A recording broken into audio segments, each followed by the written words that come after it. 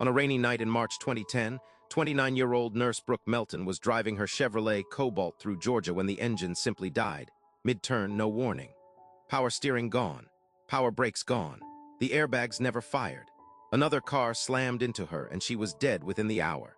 General Motors would later admit its own engineers had known about that exact failure for 9 years before her crash ever happened.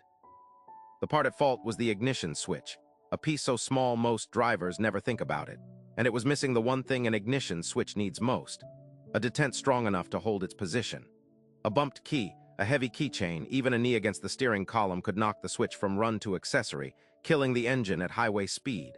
GM engineer Ray DiGiorgio knew the switch was defective as early as 2001 during testing on the Saturn Ion.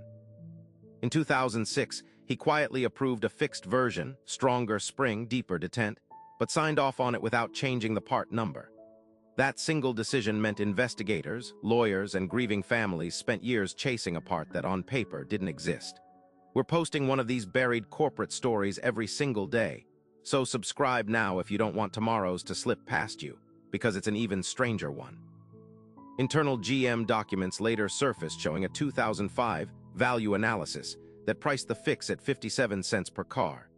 57 cents, multiplied across millions of vehicles, was the number executives weighed against a nationwide recall, and for the better part of a decade, the cheaper number won.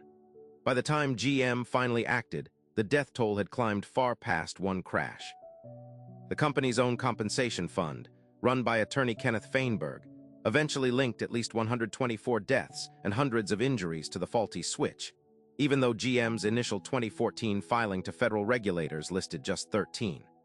Comment below if you've ever driven a car during a recall you didn't know about yet, because that's exactly the position millions of Cobalt, Ion, and HHR owners were in for years without realizing it.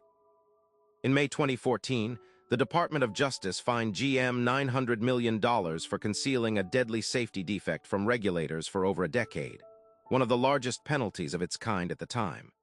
It was Brooke Melton's parents, refusing to accept driver error as the final word, who cracked the case open. Their independent mechanic discovered the switch in her wrecked Cobalt didn't match GM's own design specs. Physical proof the part had been changed without anyone telling regulators or the public. That lawsuit forced GM's hand, triggering a recall of 2.6 million vehicles in February 2014, 12 years after the company first knew something was wrong. Hit the bell so tomorrow's buried secret lands in your feed the moment we post it.